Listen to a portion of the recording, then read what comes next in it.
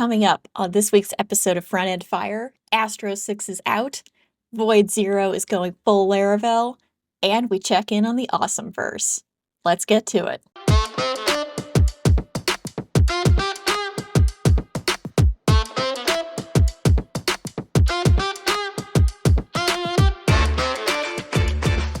Hey everyone, welcome to another episode of Front End Fire, the weekly podcast that helps you stay up to date on the latest and the greatest in the front end world. I'm your host this week, Paige Niedringhaus, and I am joined by my co-hosts Jack Harrington. Hello there. And TJ Van Tol. Hey everybody. And we have some interesting news for you this week. A lot of it revolves around Cloudflare actually, so let's get right to it.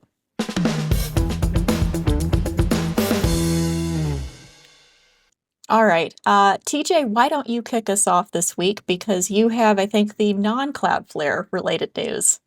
I do. I have an update on Eleventy, which is sometimes spelled 11ty, sometimes spelled with the two number ones in ty. But regardless, Eleventy is now Build Awesome. It has a new name. And I thought I'd cover it a little bit here and give everybody a bit of a background. So just first off, Eleventy is a static site generator with JavaScript. It was kind of initially built as a Jekyll replacement.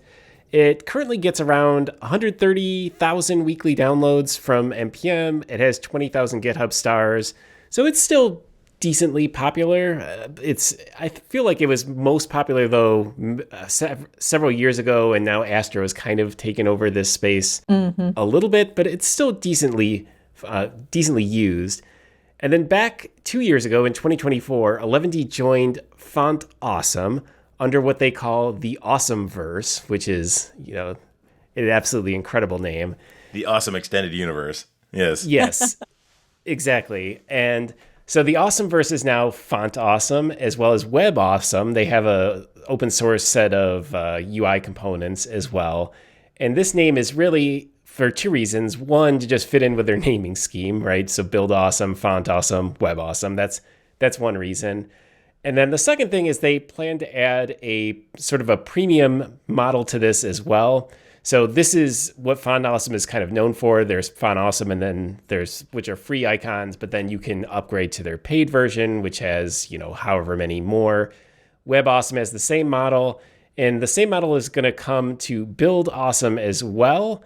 So they have like this sort of coming soon page where you can sign up for notifications. They say there will be a new website builder on top of Build Awesome, fast by default, durable over time, and with way less dependency drama, whatever that means. But you can sign up for it. The one thing I hope for is the Font Awesome team makes the absolute best videos you've ever seen. If you've never seen the OG better than Font the Bun Awesome videos? Kicks. Oh yeah. Have you seen the Font Awesome Kickstarter videos from back in the day? I don't think I have. Oh, okay. So I'm going to share this link afterwards and you're going to watch it because it's basically like a full-on commercial and it's incredibly well done. And I just hope they bring the same sort of thing to Build Awesome as well. In terms of what this actually is, I don't know. I think they're just setting, they're setting up for something. We'll keep tabs on it. We'll see what it is. But at the moment, just know that Eleventy is still very much a thing. It's still a way you can build static sites with JavaScript. And now it's just part of the Awesomeverse under the name Build Awesome. Yeah. I've never used Eleventy myself. Have either of you? I played around with it when it first came out. I was like, oh, this is kind of cool. But I think when Astro came around, or maybe it wasn't enough of a replacement for Astro, or I don't remember the timing exactly. But yeah, I played with it. It was cool. Yeah. Yeah, it worked.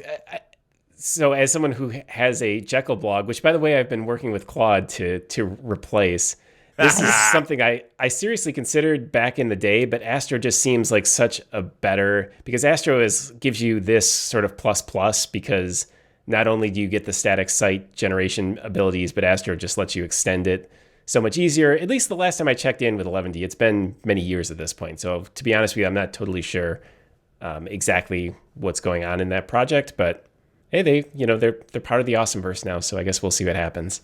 Yeah, I mean, I've seen plenty of projects that are static sites that are maintained on Eleventy, so I guess that's a good thing for them, is that they're not just rotting like a lot of the front end framework ones as they deprecate or as they get older. So that's great. I mean, it's nice to see some of the longer running projects are getting sponsorships or partnerships or acquired, not just like all the new AI stuff that we've been seeing as of late. Yeah. Very cool. Good on Eleventy. We'll try and remember your new Build Awesome name. Probably won't for a while yet, but we'll do our best. It's a long name. Like Build Awesome. What do you want to do with it? It Build is. Awesome. No, I mean, what technology do you want to do? No, we're going to build it off. No. Okay. Awesome. All right, Jack, what is your news for this week?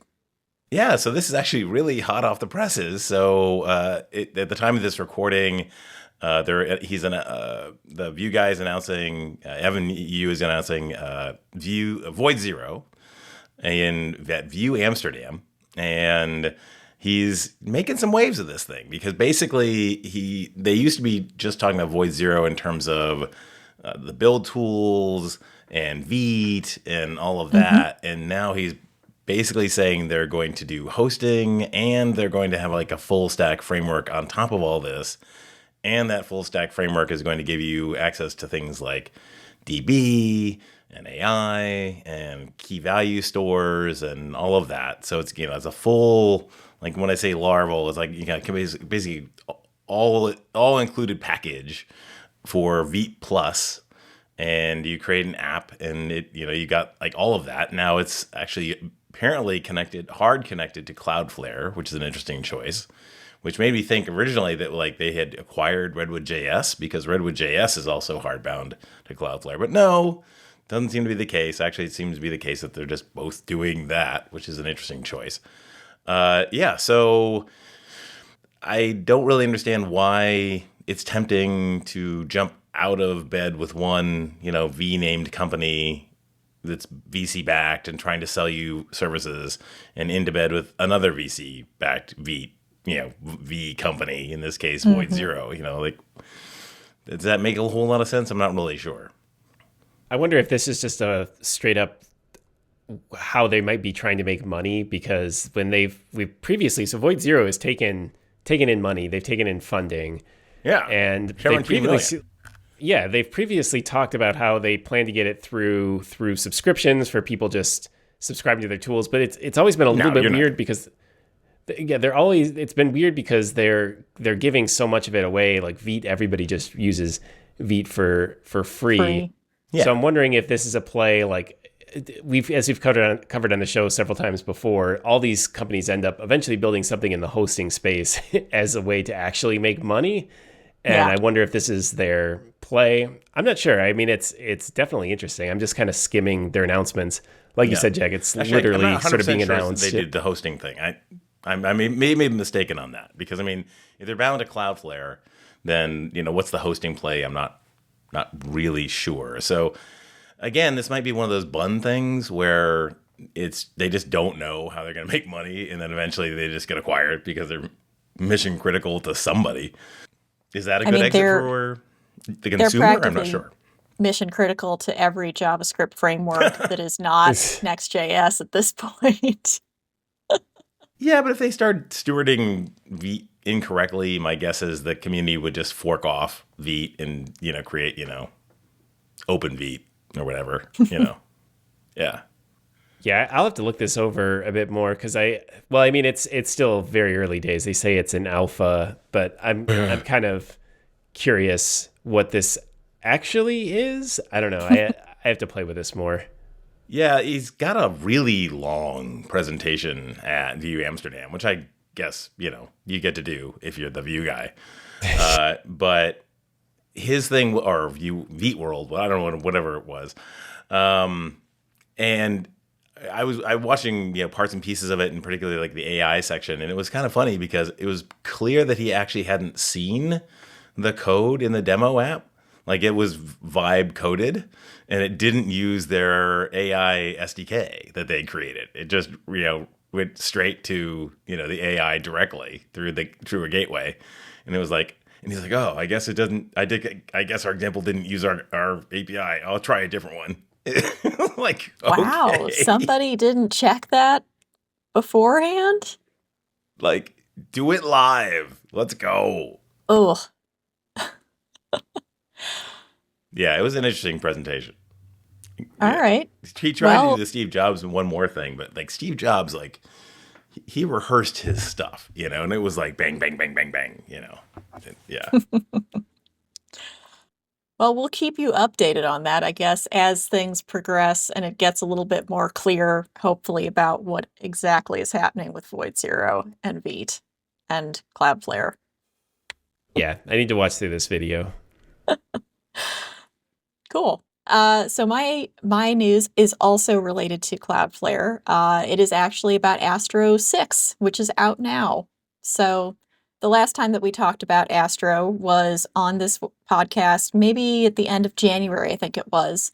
And it had just been acquired by Cloudflare at that point. The team was going to continue to work on all the Astro stuff that they were already planning for, but they would just have funding, so they wouldn't need to worry about also raising money and finding a way to profitability. So now that they are fully focused on that, Astro 6 is available. And the thing that I think is the biggest change or the biggest improvement is actually that they're now using Vite again, the Vite environment API to power their dev server and their build pipeline. And this is important, or this is a benefit, because previously when you fire up the dev server, it would just default to using Node.js. So if you were hosting on Cloudflare Workers, if you were running on Bun, if you were using Dino, you wouldn't necessarily be able to catch any of those production issues or changes between your local dev environment and your production environment until you actually tried to deploy into production. So now you can say, we're using Bun, we're using Dino, we're using Cloudflare Workers as our runtime environment, and the dev server will actually use that as its runtime environment too, which is Nice. pretty sweet. Yeah. Yep. Yeah, that's a Good pretty feature. big one. And makes sense for the first big thing they implement while part of Cloudflare also. Exactly. In addition to that, some other nice things, they are using Vite 7, so they are now up to date with the latest Vite that is available.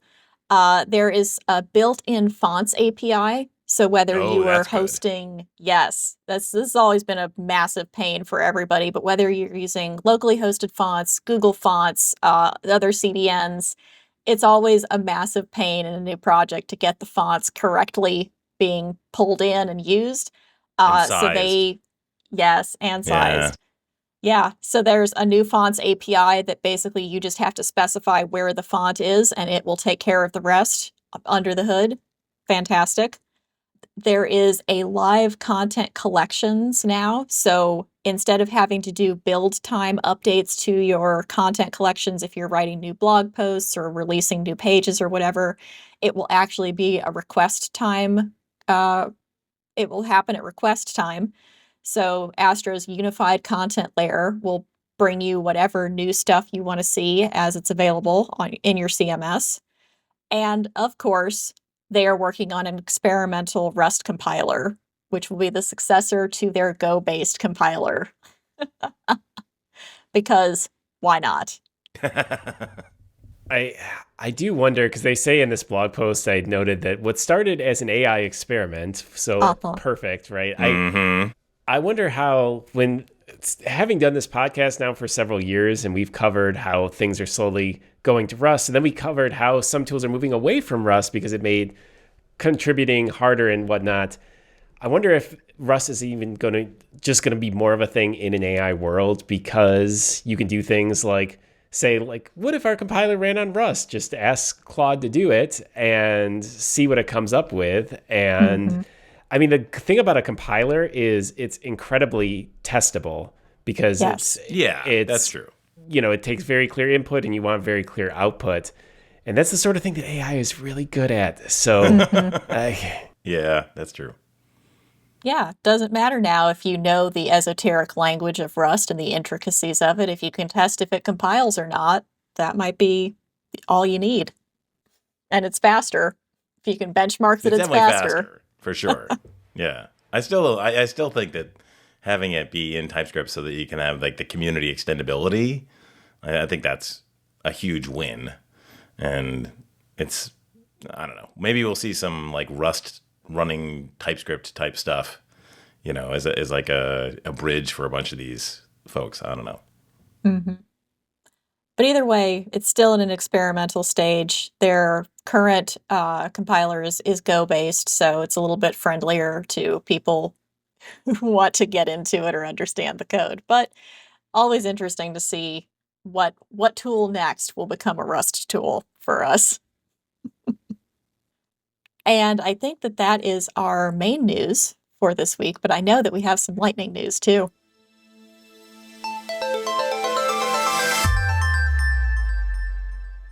All right, I got two very quick ones here. The first is that Firefox is apparently working on a, quote, huge redesign internally named Nova, which apparently features strong curves that aggressively round off the tabs in the address bar, pastel colors, a refreshed new tab page, floating island UI elements, and more. And I'll share the link here so you can see some screenshots. But it's very bubbly. And pastels. We're really going back to pastels. Yeah, I don't know. I'm a little concerned because it's very, like I said, it's very bubbly looking. The corners are extremely rounded, but I don't know. We'll see. It's not, apparently there is ways you can test it sort of internally, but this is not close to prime time. But if you're a Firefox user like me, FY, this is coming soon. And then that's super bubbly. Yeah. Yeah, this I know. Makes me think of like the car conventions where they show off the concept cars that never get anywhere close to production, but they're like, look how smooth and cool it could be. Right? Yeah. Yeah. And then during here's the new testing, they Ford. found all the bugs that Right. making things big and bubbly causes, and then they tone it way down. Yeah. Yeah, exactly. Here's your actual browser that you can use. It's kind of like Liquid Glass on iOS. When they first showed it off, it's just intensely transparent. Yeah. And then they realized that no one could see anything, and they basically had to crank it from 11 down to 6 or something like that to when they actually shipped it. Yeah. So, which basically means that, it's like, oh, wow, everything is a little bit roundier now, Yeah. And then a couple of years from now, like, somebody will do the square thing and be like, oh my God, wow, that's so awesome. Square, let's go back to squares. And it's opaque again. Yay. Woohoo! The second piece of lightning news I have is the Chrome team is looking for feedback on a new proposed feature called focusgroup. And just to read from this blog post, the focusgroup HTML attribute is a proposed declarative way to add keyboard arrow key navigation to composite widgets such as toolbars, tab lists, menus, list box, etc., without writing any roving tab index JavaScript. One attribute replaces hundreds of lines of boilerplate. We want your feedback before this ships. So this is going to ring true to anybody listening to this that's ever had to add keyboard navigation to something like a menu or tabs before. Because it is the most monotonous, horrible JavaScript. It's awful. Error prone. Yeah. You're supposed to add ARIA attributes, but you never remember which ones you're supposed to add or how to test that. What is tab supposed to do? What keyboards, is your keyboard shortcut code going to work on Mac and Windows and Linux? And how do you test that?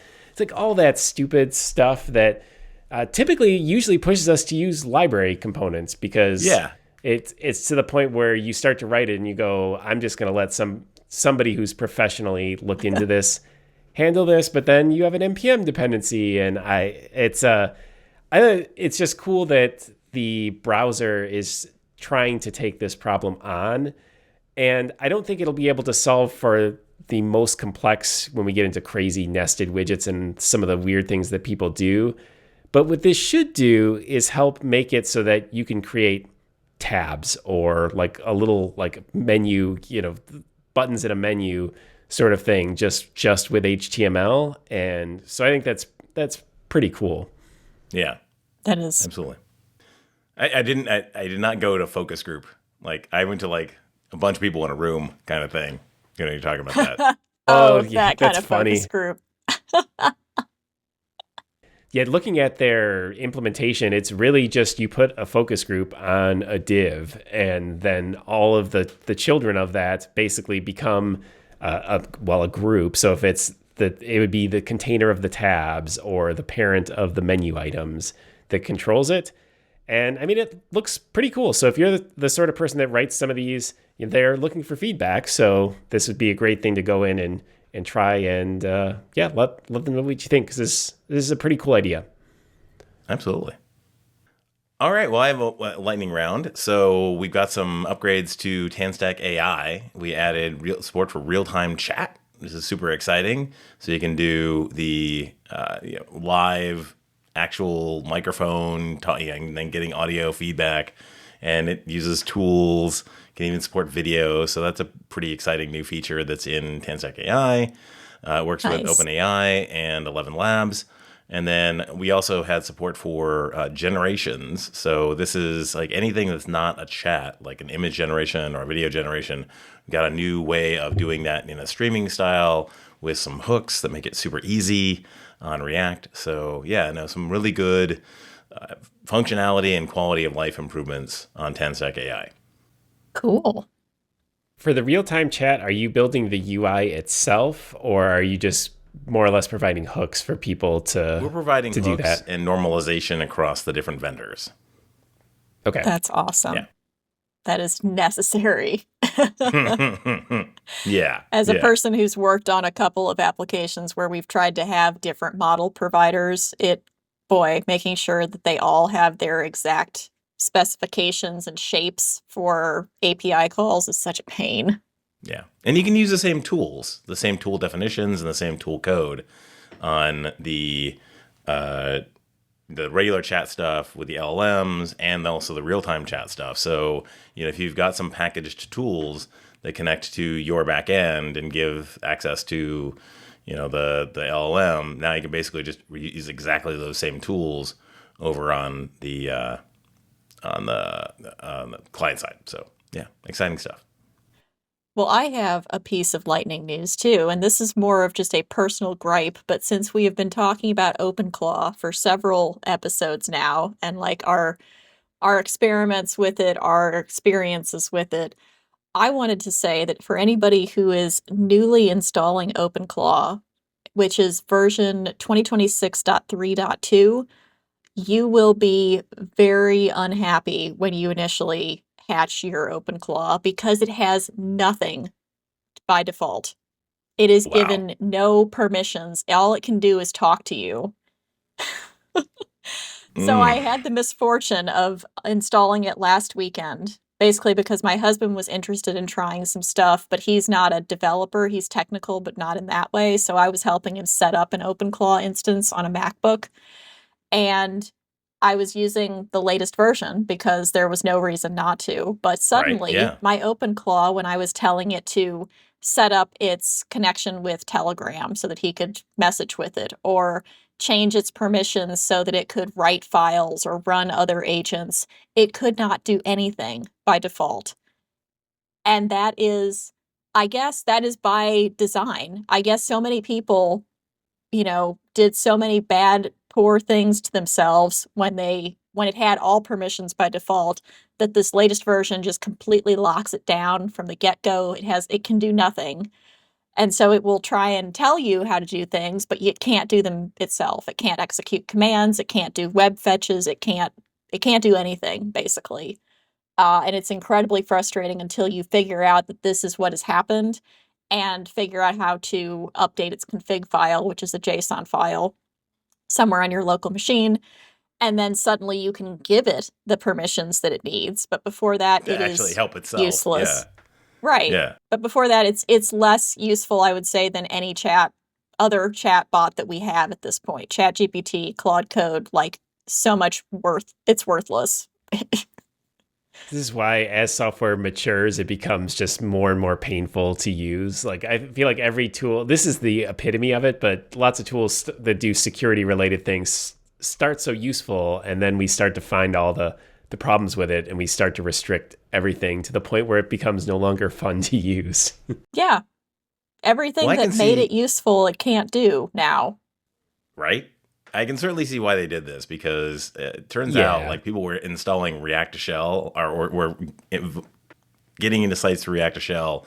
And then the first thing that they do is bring in OpenClaw and basically use it as like a landing point to go and just hack the machine.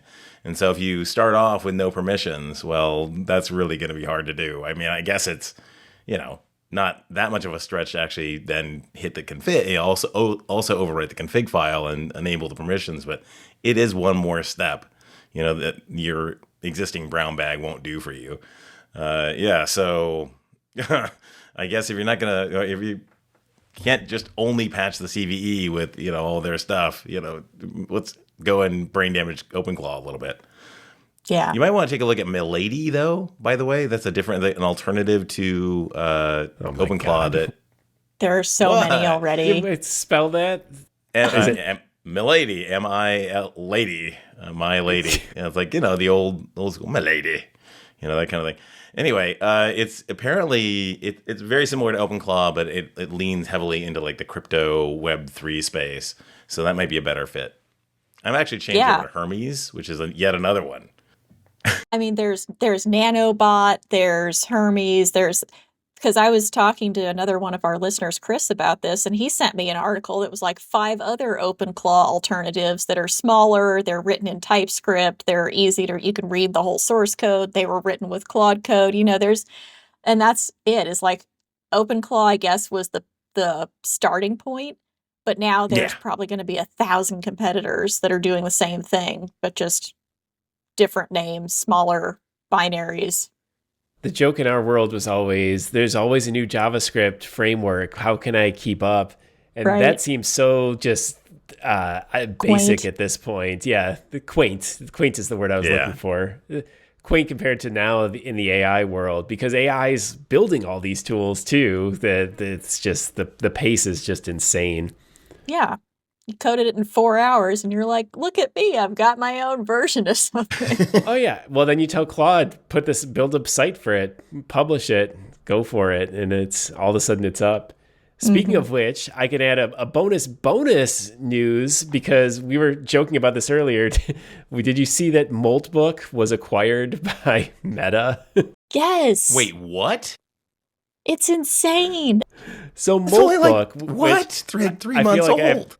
So I feel like I have to define 7 different things here. So Moltbook was the Reddit-like platform, but it was a platform built for AI agents to participate in, and it kind of went viral. We talked about it on this show a little bit, built with OpenClaw and whatnot.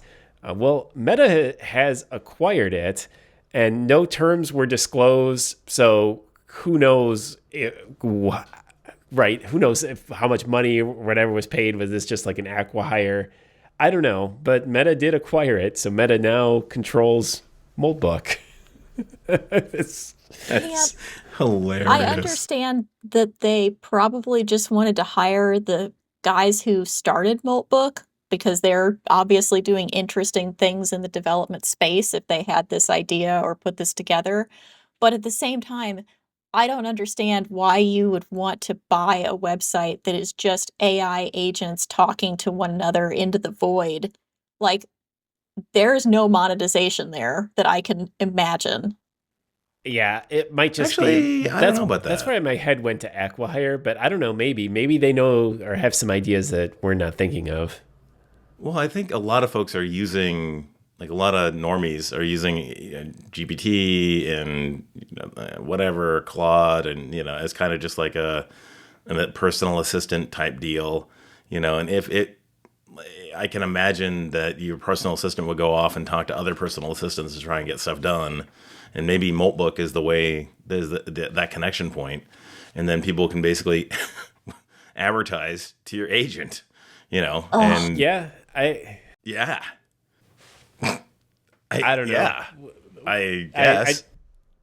I just thought that headline was kind of wild and very much a sign of the times. Mm-hmm. But it's fun. Move fast, boy. It gives us something fun to talk about, if nothing else. Yeah, right. Absolutely. Oh, well, I think, is that going to wrap up Lightning News for this week? I think so. Okay. Let's talk about what's making us happy then. Let's do it.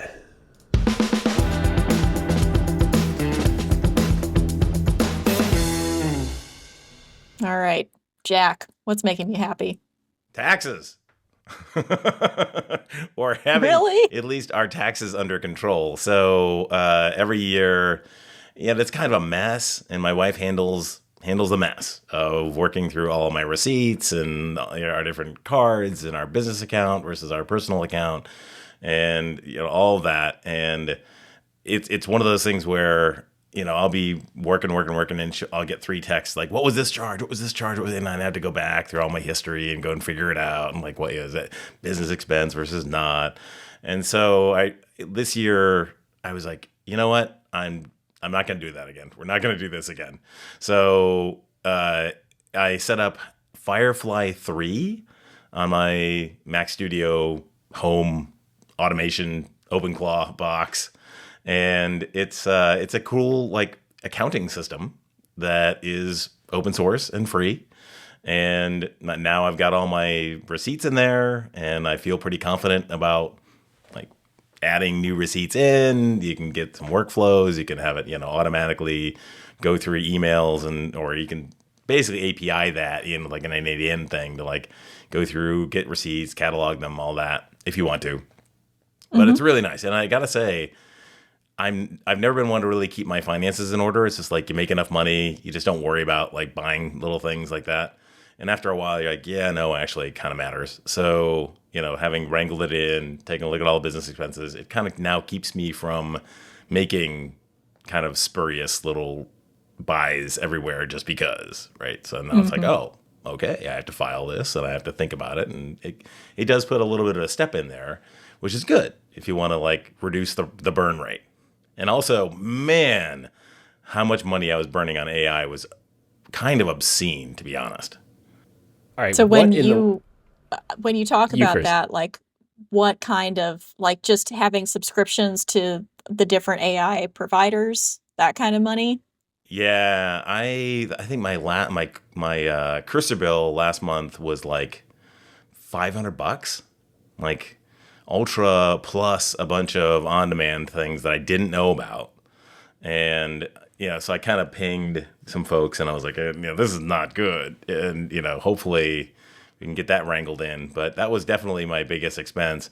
And then there's just a bunch of other ones, and it's like, is this a yearly subscription? Is this a monthly subscription? And if it is something that I keep using, do I want to switch it over to a yearly subscription? And if it's not, then can I get rid of it? I mean, there's just so many things that I was paying for that. Like I did this one thing where I wanted to get the blueprints for the house. So I joined up with this propertyrex.com thing. And I thought it was $20 for just the blueprints for the house. Turns out it was a $20 a month subscription. And I didn't even get blueprints. That's the crazy thing. I didn't even get what I wanted, but they got, probably a year worth of $20 a month subscriptions from me. And I'm like, are you kidding me? And they made it hard to cancel too, and so like going through this and every single one and making sure that it's good, I probably saved myself on the order of like $200 a month from random little subscriptions that I got rid of, which is, a real good feeling, to be honest. Yeah. Yeah. All right, we need to talk about what the heck is this Firefly 3 logo? Is this like a... I haven't looked at it. I guess it's like a pig on fire, like, right? Like your savings are on fire. Like It absolutely is a piggy bank on fire. But why is that Firefly? I don't like. I'm very confused. And why 3? Like why? Why 3? Yeah. Yeah. We're 1 and 2 so different? I guess I don't even know. Right. I mean, 3 is seems there to have a Firefly to me too? it would be the bare minimum of stuff that you'd need. Like what were Firefly 1 and 2 that they didn't have all that? I don't know. Yeah. I don't know. But hey, if it's solving a problem for you, great. Yeah. Free tools. So I'm not going to complain about free tools. Exactly. And it works, and it was able to generate some reports for me, and and my stuff is not that hard, right? It's like buying random electrical parts and stuff and cables and things. Yeah. Plus one though to having some sort of a finance manager where you keep everything. We use and have used Quicken for years. When I met my husband, he was already using it to track his personal finances. So when we got married, everything just got combined into there. But it Nice. is so nice being able to see exactly how much we're putting on credit cards, exactly how much the mortgage costs each month and how we're paying that down, like retirement accounts, cars, car payments, loans, all of it in one spot. It is a Good good feeling. feeling. Yeah. It's like you get to the end of the month and it's like, unless you see some stuff that's like totally weird, like, Right. your credit card statement's just like, have a look at the numbers. Does it match? File it, kind of deal. We use a tool called Monarch, which works. It's just an online tool. Pretty simple, straightforward, does all the same sort of stuff. And Nice. I'll just plus one having some sort of tool. Yeah. Nice. All right. TJ, what's making you happy? It's yet again Claude, just continuing to blow my mind a little bit. But I spent some time this last weekend revisiting my personal website, and I wanted to do some updates to it.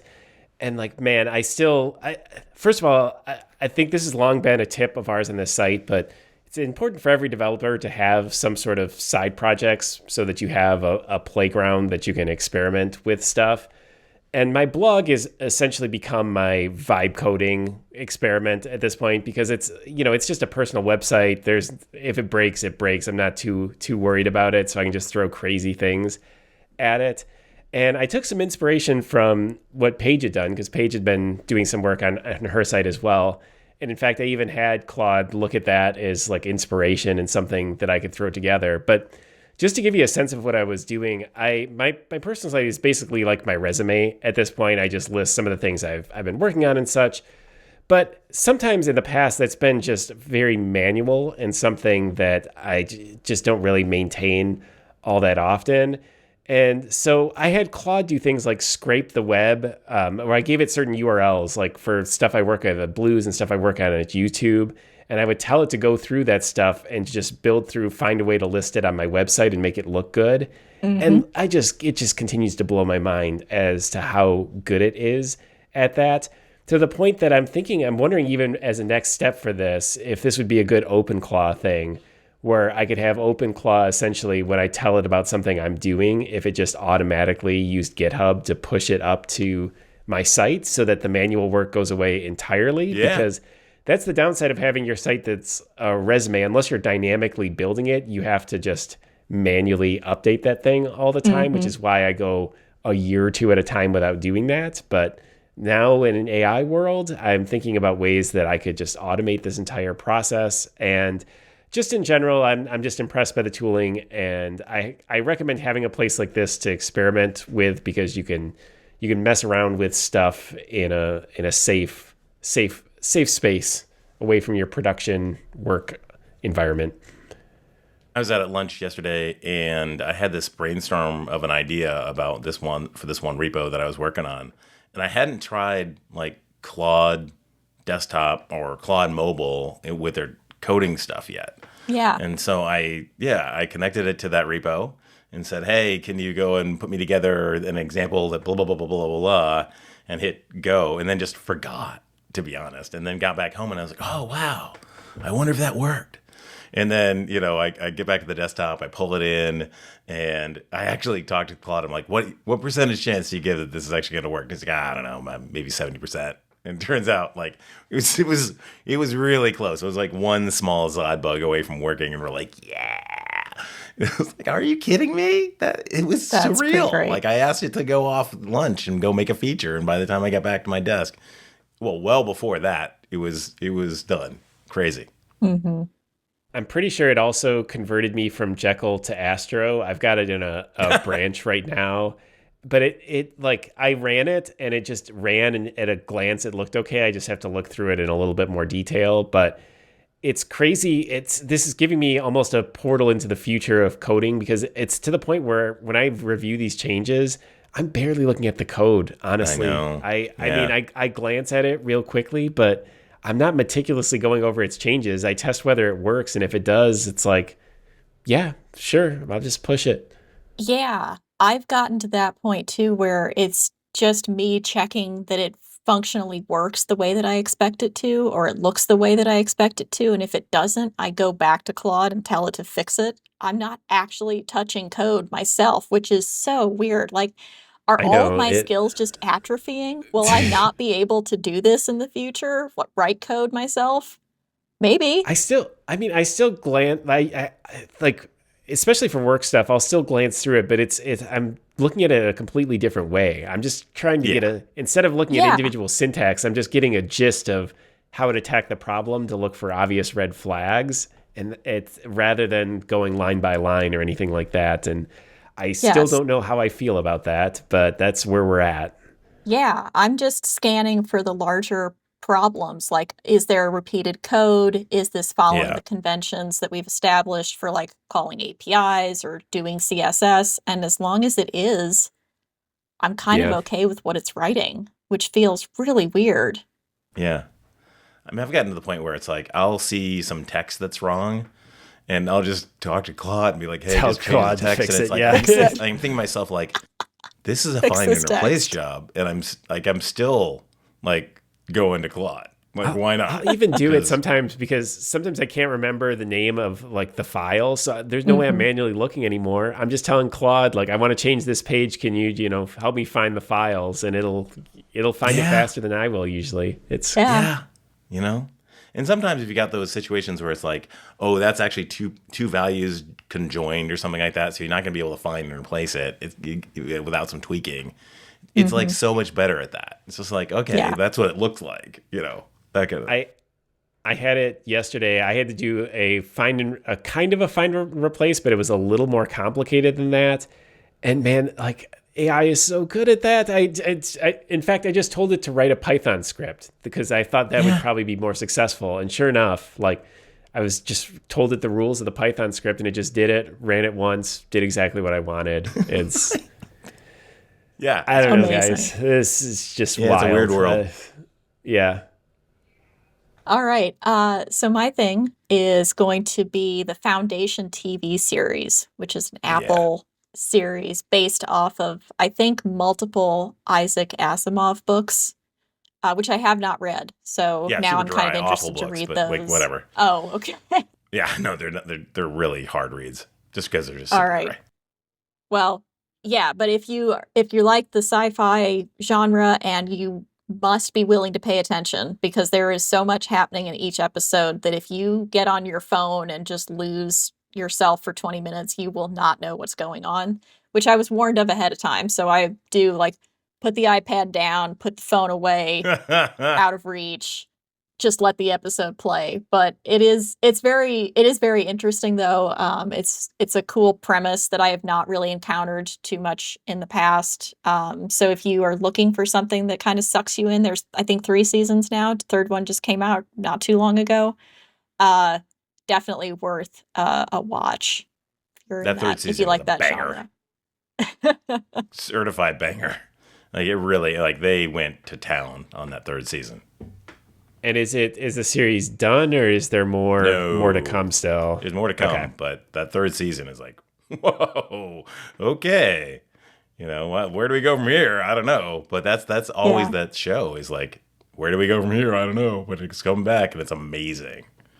I might have to, because I did sign up for an Apple TV subscription again for the Formula One season that just started, and I was debating whether to do so, and I decided to bite the bullet to watch the first race. But the Formula One season's looking kind of boring potentially. Mercedes might run away with it, so maybe I'll just have to watch some Foundation instead.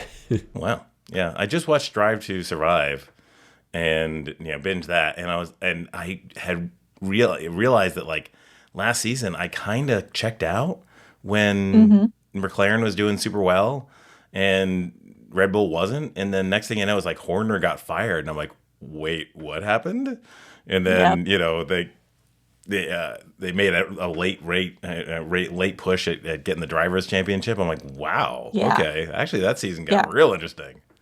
Red Bull had a rough season. They changed drivers, second drivers a lot of times. Yeah, that was nuts. Like you said, Christian Horner, after being as the principal for 20 plus years, was let go. Yeah, there was a lot of changes at that at that team. Yeah, that's crazy. It's been one race, and then the Chinese Grand Prix, they had qualifying for that, and Mercedes just looks to be an overwhelming Unbeatable. favorite. So Wow. Okay. hopefully there's a little more competition, but that's the kind of the downside of Formula One is sometimes there's just years where there's just one clear better team, and then that team just kind of wins almost all the races. And I think that's part of the reason that they had all these rule changes and like changes to the car this year was that they were hoping to make it more competitive. But if one of the teams can figure out how to dial in with all the new rules and restrictions and regulations, then it might just be. Yeah, that's kind of what it sounds like. I don't know. We'll see how it plays out. The fine line. You don't want to get in a NASCAR world where it's all like the same car. Yeah, basically. Yeah. And then on a track that's just literally one turn. That's no. Turn left, turn left. I don't see the fun of that. No. Like I saw it on TV and I'm like, oh man, there's nope. It turned out for a second. Like, it can be more fun. It's more spectator friendly. Spectating at a Formula One event is awful. I mean, there's great people watching, but actually trying to watch the race, you're basically just watching a screen the entire time because you can only see like a corner or two. Right. And it's bonkers the cars loud. Rip by and then you're waiting again. Yeah. And it's crazy loud. Like I remember I was living in Melbourne. Yeah. And around the time of like one of the Formula One Grand Prix in Melbourne, and like we were 3-4 miles away, and we could hear the cars. Like it's loud, crazy. Wait, Jack, did you say you lived in Australia? Yeah, we lived in Australia for 2.5 years. We've never heard this. How has this never come up? I don't know. It was like around 90. We got there in 95 because I remember like the big Windows 95 banners, all over town. I was working for a little biosciences company, and they had it was one headquarters in Foster City, California, but then it was like they had this little spin-off thing because the CEO was, it was his personal company, was in Melbourne, lived in Melbourne, so he wanted like a place where he could develop locally, and so he brought in a couple of developers, and I was one of them. And I remember we were newly married in our early 20s, and the guy's like, "Hey, you want to come to Australia?" And we're like, "Heck yeah, let's go!" And that's so cool. Yeah, we went to Australia, and that was really fun. That's nice. Awesome. Yeah. Exactly. Shout out to all our Australian listeners on the podcast. If you're in the area, like we lived in Toorak, which is like a very hoity-toity neighborhood, Yeah. Awesome. All right. Well, I think that will wrap up the episode for today. Thanks to everybody for listening, and thanks to our sponsor, the Blue Collar Coder channel on YouTube. If you want to come and hang out with us, we're on Discord, and we have some good conversations about topics for the week, where we've lived in the past, things that we see online that are interesting, AI, OpenClaw, et cetera, et cetera. So come hang out with us, and we'll see you on the next episode. Yeah. See everybody. Yeah. See ya.